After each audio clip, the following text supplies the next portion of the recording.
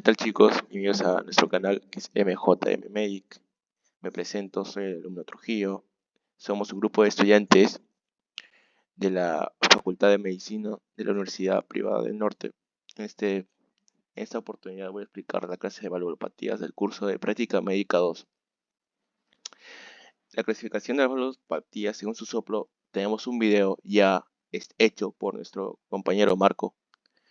Y este cuadro nos va a explicar en un siguiente video que ya se va a estrenar pronto. Y yo voy a hablar sobre la fisiopatología de la estenosis mitral y la insuficiencia mitral. Para empezar, vamos a definir qué es una estenosis. ¿Qué es una estenosis? Según los libros, o para hacerlo más sencillo, estenosis es cuando hay un estrechamiento de la válvula. Por ejemplo, la válvula es así, ¿no? Se cierra y se abre. Su función de la válvula es cerrarse y abrirse. Se cierra y cuando se cierra va a permitir que otra válvula se abra. Cuando esta válvula se abra, se cierra, esta válvula se va a abrir. Tenemos dos válvulas en nuestro corazoncito. Cuando hablamos de estenosis, va a pasar que nuestra válvula no va a abrirse bien. Cuando hablamos de estenosis es cuando nuestra válvula no se va a abrir muy bien. Y el flujo de sangre, bueno, más o menos la estenosis así, estenosis.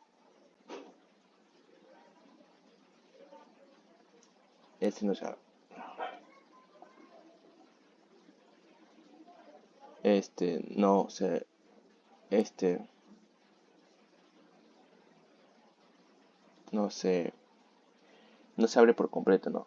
¿Por qué? La estenosis es así. La estenosis no se va a abrir, va a haber un estrechamiento de la válvula que no va a pasar normalmente el flujo sanguíneo.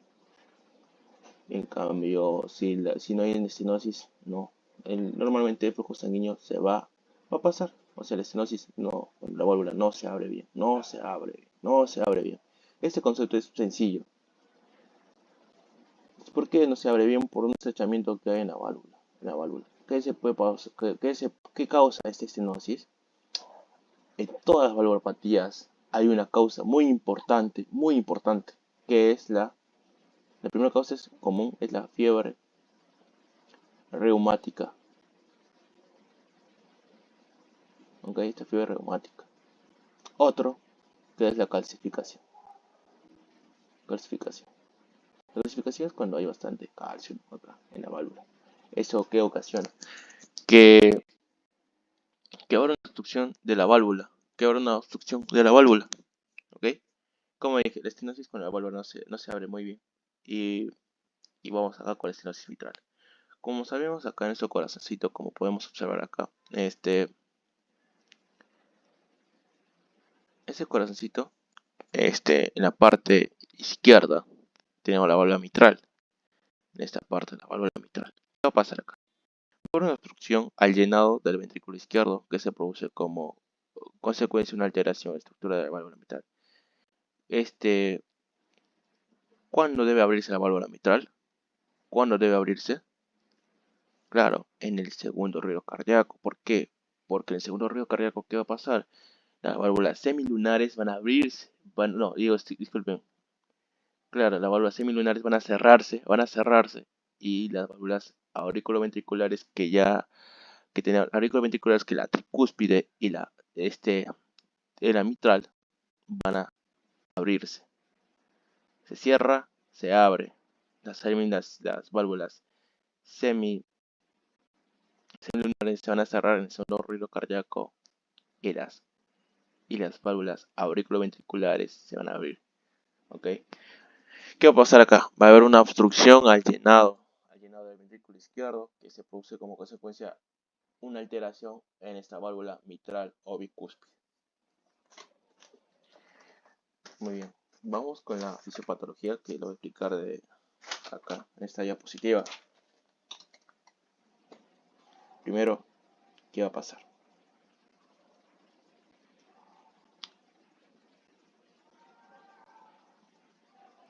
disculpen, vamos a ver acá.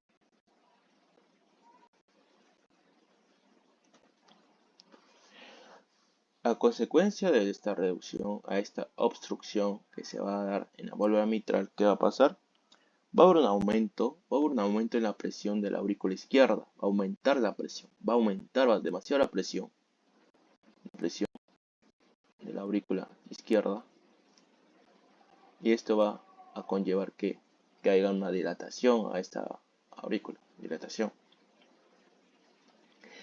Esta dilatación, después de la dilatación se va a generar la hipertrofia.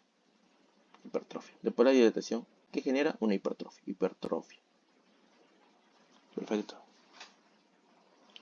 ¿Y por qué se da esta presión? Esta presión se da al momento de mantener el flujo. Nuestro corazón va a intentar mantener el flujo.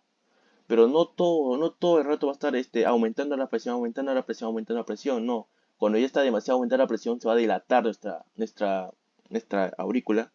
Y esta dilatación va a conllevar que se hipertrofie más nuestro musculito de la aurícula, ¿no? Nuestro músculo cardíaco. Este aumento de la presión conduce a una hipertrofia. Este aumento de presión conduce a la dilatación y hipertrofiar, ¿no? Va a hipertrofiar esta cámara. Al mismo tiempo, se transmite en sentido retrógrado hacia el lecho vascular pulmonar. ¿Qué va a pasar acá? Que a sentido retrógrado de la sangre que está acá, va a pasar acá y va a ir por la vena pulmonar. ¿Hacia dónde? Hacia el pulmón. Hacia el pulmón. Hacia los pulmones. Hacia los pulmones. Hacia los pulmones. ¿No? Hacia los pulmones.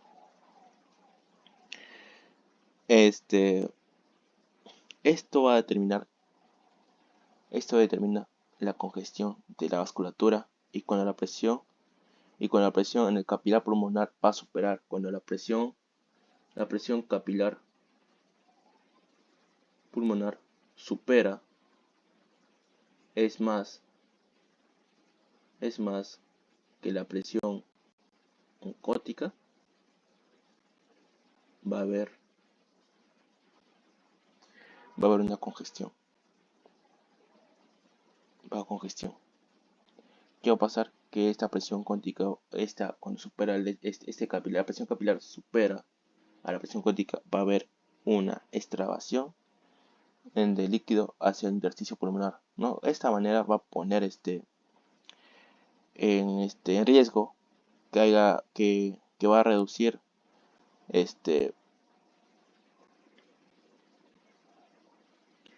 bueno, disculpen, esto va a aumentar y va a dar la congestión pulmonar y va a dar edema pulmonar. Va a dar un edema pulmonar. Va a haber una congestión pulmonar. Y va a conllevar un edema pulmonar.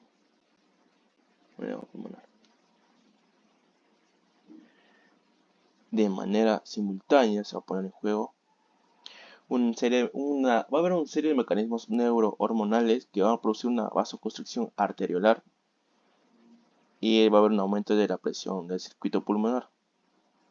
Y mayormente cuando hay una presión en el circuito pulmonar, que va a hacer que toda la cavidad derecha, ¿por qué la cavidad derecha, doctor? ¿Por qué? Porque acá en la cavidad derecha tenemos el circuito, ¿qué es el circuito? Cardiopulmonar, ¿no?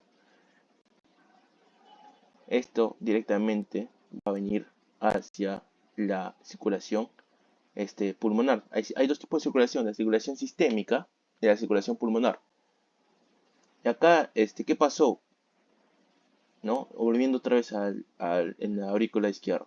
Va a haber como ya no va a pasar muy bien. La sangre va a volverse otra vez por la vena pulmonar. Esta sangre, ¿de dónde viene? De los pulmones, ¿sí? Por eso va a aumentar la presión acá. Por esta explicación.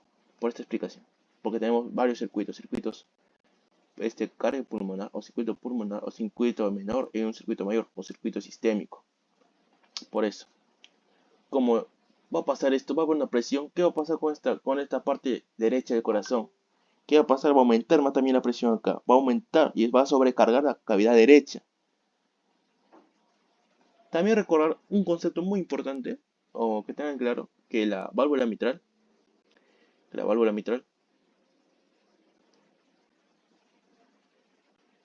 su valor normal es de, o sea, la, el diámetro, su dimensión de un adulto normal oscila entre los 4 a 6 centímetros cuadrados. De 4 a 6 centímetros, de 4 a 6 centímetros cuadrados. ¿Qué va a pasar cuando llegamos, por ejemplo, a 2,5 cuadrados? A 2,5 cuadrados. ¿Qué va a pasar? Que se va a reducir y esto va a aparecer. La primera síntoma va a ser la disnea a esfuerzos normales, tranquilos, ¿no? A los esfuerzos, no, a la disnea a esfuerzos intensos. Al esfuerzo intenso cuando haces ejercicio o cuando haces alguna actividad intensa, ¿ya? Cuando se reduce a 2,5 centímetros cuadrados, ¿no? La dimensión de la válvula mitral. Dimensión. No se equivoca. Dimensión mitral. Esto es normal. Y esto es cuando se reduce a disnea, acá se produce disnea, a los esfuerzos intensos. Y cuando ya llega a 1 centímetro cuadrado, ¿qué va a pasar acá? Ya va a haber disnea al mínimo esfuerzo. Disnea al mínimo esfuerzo. Listo.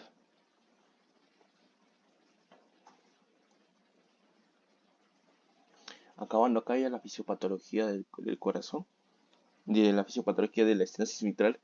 Vamos a empezar ya con las manifestaciones clínicas que se puede dar, ¿no? Muy bien, las manifestaciones clínicas o las presentaciones clínicas de estenosis mitral, siempre va a terminar va a culminar con una síndrome de insuficiencia cardíaca. Como dije, que va a haber una congestión pulmonar, un edema pulmonar, una hipertensión pulmonar, que esta va a sobrecargar la parte derecha, ¿no? La parte derecha del corazón. Por la misma, por la misma fisiología, ¿no? Del corazón, por eso, por el mismo circuito que se da, ¿ok? La estenosis mitral también puede manifestarse a través de accidentes emboligénicos, que encontramos acá, embólicos, que es unas complicaciones más temidas, que las complicaciones más temidas de la estenosis mitral. Puede presentar una embolización cerebral o sistémica, sobre todo en pacientes con fibrilación auricular. ¿Ya? Esto no es mucho, creo que para algunas personas que no entienden sobre un poco de café, pero la principal síntoma que vamos a ver, bueno, estas son manifestaciones clínicas. La primera síntoma que vamos a ver es la disnea y la hemoptisis. La hemoptisis, ¿por qué se da la hemoptisis? Porque va a haber una ruptura de las venas bronquiales, a lo cual al momento de tu paciente ¿qué va a hacer? Va a escupir sangre, va a botar sangre. Esa es la hemoptisis. Va a haber taquiarritmias, ¿no? También va a haber fibrilación o aleteo auricular, que puedes encontrar acá en este café. También va a haber embolismo, que yo expliqué, edemas, hepatomegalia, va a haber ascitis, va a haber la fase mitral o de Covilsat, que va a haber una palidez de rostro, va a haber cianosis en los labios y mejillas, y va a haber un fremito diastólico. En la auscultación, que se va a escuchar un primer ruido intenso, después va a haber un chasquido de apertura, después se pierde en el crónico, en la estenosis mitral crónica, después va a haber un soplo de arrendamiento diastólico, como dije, que no, como yo expliqué. Como vemos que esta válvula va a abrirse normalmente, se abre porque no abre bien, porque estamos en la diástole, ¿no? La diástole, ¿qué pasa? Se van a cerrar las válvulas simoideas, y en este caso, cuando en el estenosis mitral va a haber solamente la válvula mitral. Las válvulas mitral, tricuspilla se cierran en el segundo río cardíaco. Cuando se cierran estas dos válvulas, van a abrir las válvulas simoideas. Y en el segundo ruido cardíaco, en el primer ruido cardíaco no, el primer ruido se cierran las válvulas auriculoventriculares y van a abrirse las válvulas sigmoideas. En el segundo ruido se van a cerrar las válvulas sigmoideas y van a abrirse las válvulas auriculoventriculares. ¿Listo? Muy bien. Ahora vamos a resolver un caso clínico, según que va de acorde a la fisiopatología enseñada, ¿no? A ver, Valeria, 32 años y embarazada de 22 semanas, consulta por disnea de esfuerzo progresiva, que ha evolucionado durante 3 semanas. No presenta antecedentes personales de importancia y su último embarazo, ocurrido hace 4 años, transcurrió sin complicaciones. En el examen físico, la paciente está taquipneica con una frecuencia cardíaca de 110 latidos por minuto. Su pulso es regular, simétrico y de escasa amplitud. La tensión arterial es de 100 sobre 75 milímetros de mercurio. El latido apical se palpa por dentro de la línea hemiclavicular y se percibe un frémito diastólico que culmina en un primer ruido intenso. En la ocultación se observa un primer ruido aumentado de intensidad, así como un segundo ruido también intenso. Posterior al segundo ruido se escucha un tercer ruido seguido de un soplo diastólico que se intensifica hacia el final de la diástole. Los exámenes de laboratorio son normales. El EKG muestra ritmo sinusal con signos de crecimiento de la aurícula izquierda y una onda R de 7 milímetros en la derivación V1. ¿Qué tipo de soplo encontramos? Muy bien, vamos a identificar qué tipo de soplo vamos a encontrar. Primero, palabras claves. El latido apical. Latido apical.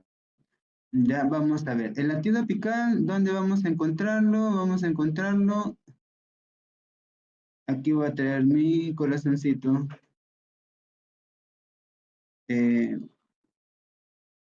Vamos a colocar acá. Nuestro foco ocultatorio. Sabemos que nuestro foco ocultatorio, como nos dice también acá, el latido apical se palpa dentro de la línea hemiclavicular. Muy bien, el latido apical es este de acá. El foco ocultatorio mitral está en la línea media clavicular o hemiclavicular también, y aquí es donde está palpando el soplo, me menciona el caso. No dice. El latido apical se palpa por dentro de la línea hemiclavicular y se percibe un frémito diastólico que culmina en un primer ruido intenso. Tenemos acá, bueno, los frémitos son las vibraciones que hay. Diastólico que está sucediendo en la diástole. A ver, vamos a traer mi cuadrito que me gusta mucho esta imagen de acá, porque me ayuda a entender en qué parte del ciclo estoy. Mire, si me está diciendo frémito diastólico, ¿en qué parte voy a estar? ¿Voy a estar acá? No, voy a estar en esta parte de acá o en esta parte de acá, que también es la diástole. El ruido va así, el ciclo cardíaco va así. Primer ruido, segundo ruido, de nuevo empieza acá, primer ruido, segundo ruido, primer ruido, segundo ruido. Es por eso que acá, esta parte de acá es la continuación de esta. No, primer ruido, segundo, primer ruido, segundo, primer ruido, segundo. Listo. Ahora, está diciendo que hay un frémito diastólico, o sea, en esta parte de acá o en esta parte de acá también. Que culmina en un primer ruido intenso, o sea, viene acá, acá está el frémito diastólico, llega y por acá termina fuerte en el primer ruido intenso. ¿Qué más? En la auscultación se observa un primer ruido intenso, aumentado de intensidad, o sea, este ruido tiene aumentado de intensidad, así como un segundo ruido también aumentado de intensidad, también intenso, perdón. Dice, posterior al segundo ruido, se escucha un tercer ruido, seguido de un soplo diastólico, o sea, acá está el soplo, que se intensifica hacia el final de la diástole. Muy bien, acá ya nos ha dado mucha información ya. Entonces, ¿en dónde va a estar ubicado el ruido o el soplo, mejor dicho? En esta parte de acá es un soplo diastólico, un soplo diastólico. Muy bien, tenemos allá un primer dato tenemos. Va a ser un soplo diastólico, un soplo diastólico. Un soplo diastólico. No perdamos de vista esta palabrita. Soplo diastólico. Listo, acá tenemos al soplo diastólico. Ahora, soplo diastólico. Voy a traer otra imagen que me va a ayudar. Aquí. Soplo diastólico. En un soplo diastólico vamos a tener lo siguiente. En una diástole, perdón. Traje mi imagen acá de la diástole. En una diástole nosotros vamos a tener que las válvulas auriculoventriculares están abiertas, porque los ventrículos se han relajado, han expulsado la sangre, y ahora, siguiendo el ciclo cardíaco, ahora viene la diástole, la fase de relajación de los ventrículos, pero las válvulas auriculoventriculares tienen que estar abiertas para que puedan llenar la sangre. Mientras que las válvulas tricuspidia y tricuspidia, perdón, las válvulas aórtica y pulmonar tienen que estar cerradas. Eso es lo que sucede en una diástole. En una diástole, recordemos, nuestras válvulas aórtica y pulmonar están cerradas y nuestras válvulas auriculoventriculares están abiertas.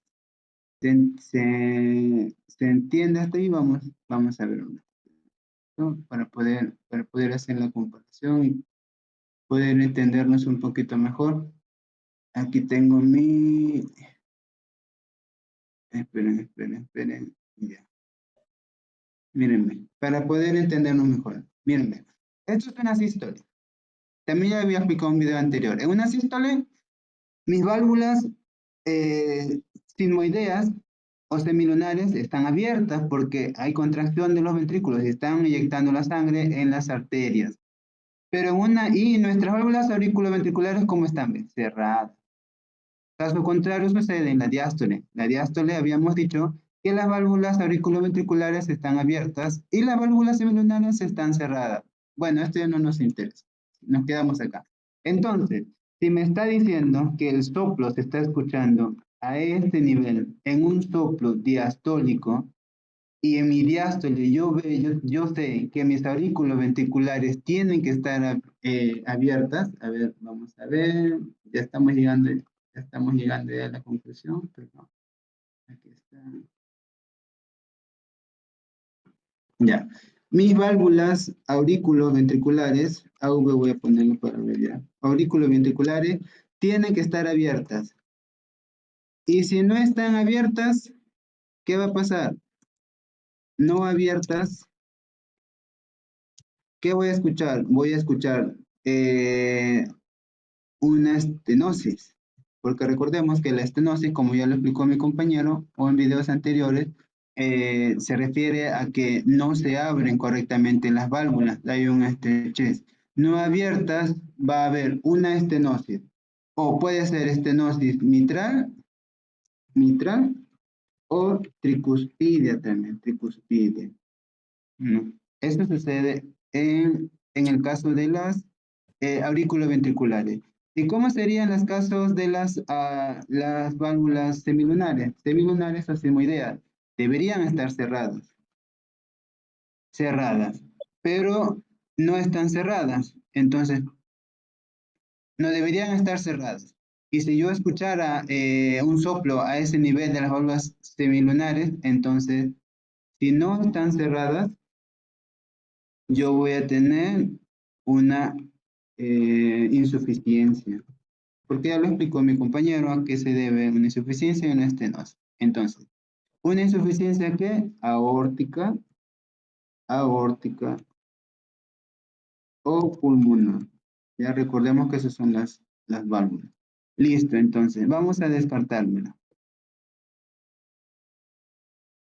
Dependiendo del foco que voy a auscultar, aquí están los focos, ¿no? Los focos. Me está diciendo que están auscultando en este foco de acá, en el foco mitral.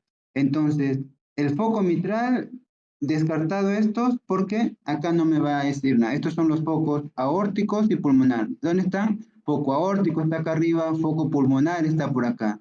Entonces, esto descartado, porque ahí no están auscultando. Están escuchando el soplo a este nivel de acá, en foco mitral. Entonces, en el foco mitral, ¿yo qué voy a encontrar? Una estenosis mitral. Muy bien, ahí me quedo. Listo, hasta ya me dio todos los datos.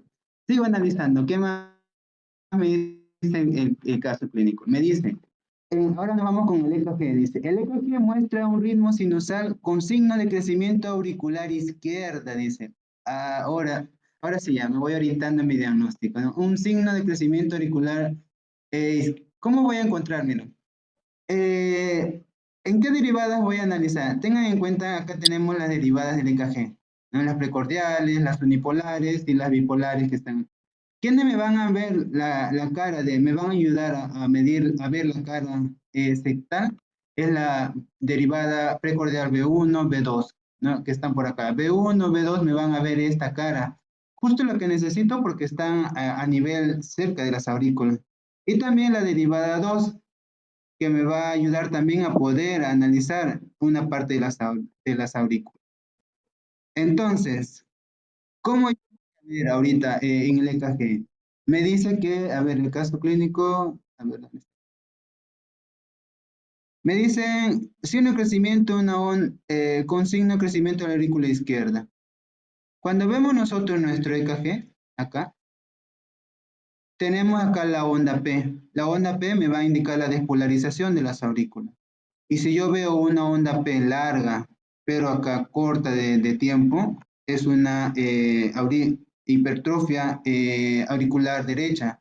Pero cuando yo veo una onda P así en forma de M y extensa en duración, esto me indica un crecimiento auricular izquierda.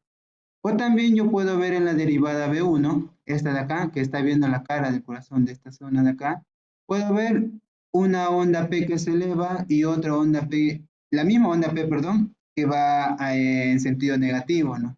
Esto también me indica una hipertrofia auricular izquierda.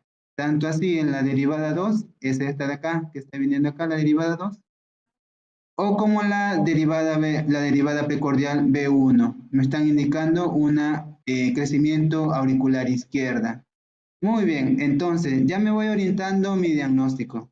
¿A dónde me voy a estar? En la aurícula izquierda. Y en la aurícula izquierda, ¿qué válvula es la que va ahí a estar ubicado? En la aurícula izquierda y entre el ventrículo izquierdo es la válvula mitral. Entonces, habiendo ya descubierto todo ello, ¿ante qué soplo estaremos nosotros? ¿Ante un soplo tricuspidio? No, porque un soplo tricuspidio, recordemos, esta es la válvula tricuspidia. El lado derecho nos habla del lado izquierdo. Entonces, nuestra estenosis no sería tricuspidia, sino nuestra estenosis sería una estenosis mitral. Eso sería mi respuesta, ¿no? Una estenosis mitral. Estoy ante una estenosis mitral. Esta sería mi respuesta. ¿Qué tipo de soplo encontramos? Un soplo diastólico debido a una estenosis mitral. Muy bien, como hemos visto, hemos podido analizar el caso clínico que nos dan y encontramos que es una estenosis mitral. Y ya la fisiopatología de todo lo que sucede ya lo ha detallado Jesús en su explicación anterior. Y es muy interesante, ¿no? Cómo podemos analizar todos los datos para hilar información. Para ello tenemos que conocer los ruidos cardíacos, los focos apuntatorios también, y la anatomía del corazón también, donde están ubicados las válvulas auriculoventriculares o semilunarios sigmoideas, en qué momento la sístole uno se cierra, el otro está abierto. Por eso es muy importante. Y sigan nuestros videos porque iremos aclarando todos estos puntos que aún se nos hace un poco difícil entenderlos, pero lo vamos a aclarar de manera sencilla. Muy bien, le esperamos en el siguiente video para seguir analizando otro caso clínico. Muchas gracias.